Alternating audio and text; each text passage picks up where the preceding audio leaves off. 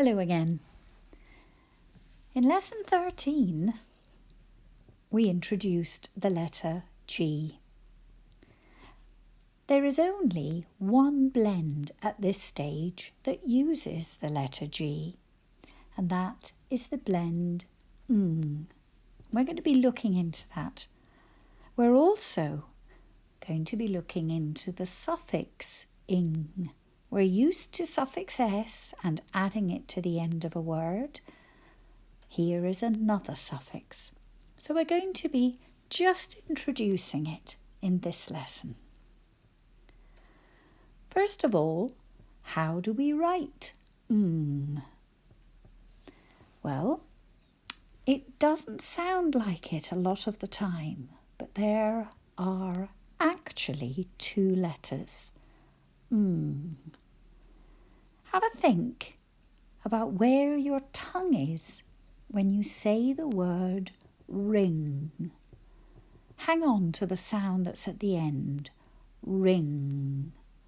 Your tongue is much further back in your mouth than it is when we say a word like nose.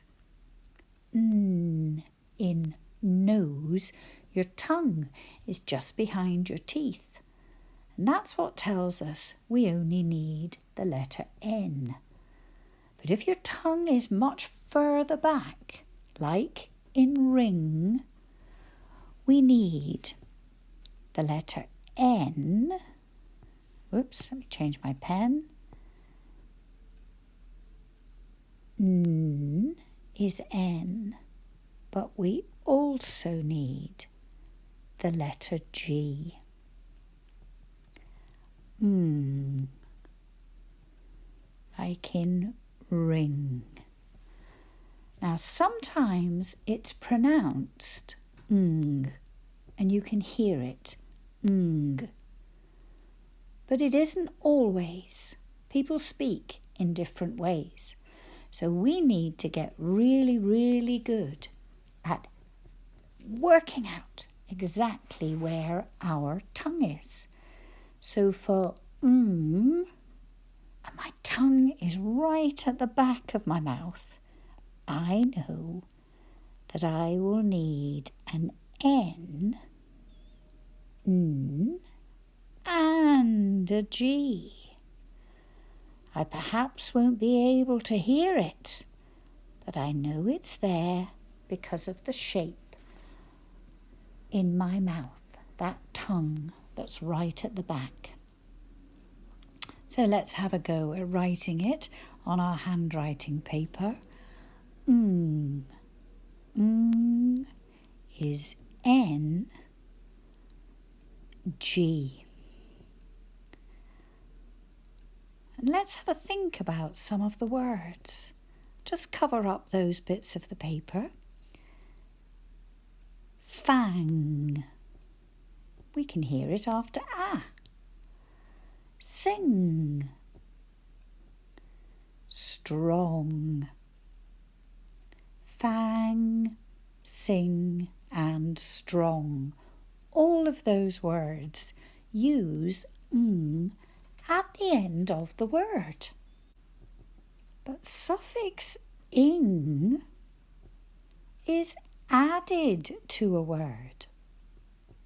Cover up the lines again. So we might add it to sing, singing.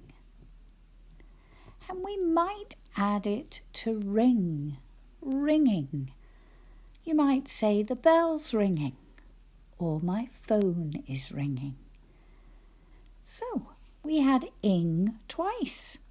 But there's something we need to think about when we add ing to a word. And let's go back to sing again. Let's write it. Sing, s-i, ng. That ng at the end. So I want to write about singing. I'd like to add suffix ing. But suffix ing has a vowel in it. And if we have a suffix that begins with a vowel, we have to think about something else. First of all, we think about, does it have a short vowel sound? Does it have a, e, I, o, or a? Does it have one of those sounds? And next, does it have more than one letter after that vowel? Okay, so let's have a look. Sing, I, yep, I can hear I.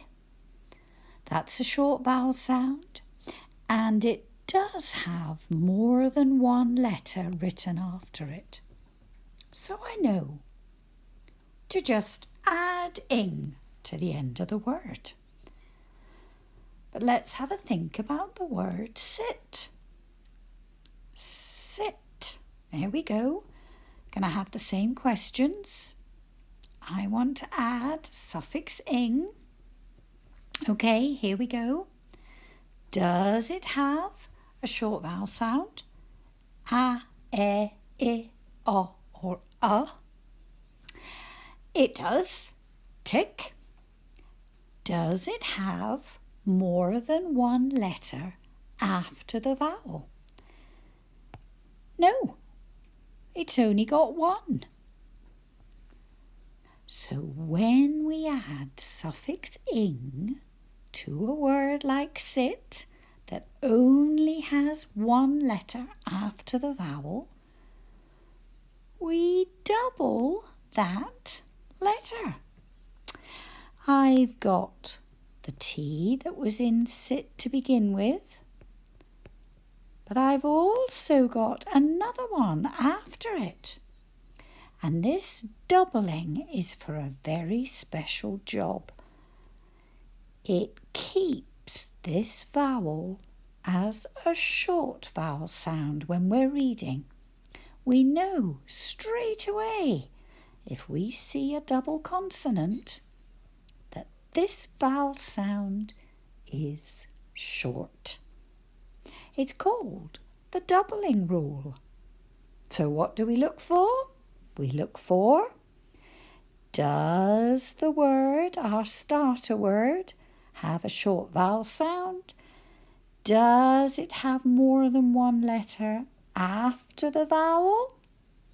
If it doesn't, we double. We'll be looking at this again. Look out for this lesson, using suffix ing. And you can decide whether you think you're ready for learning about it now or whether you're going to leave it till later. The choice is yours. See how you feel about all the other things you're learning. If looking at this one is just one thing too many, then leave it for now. Thank you for joining me.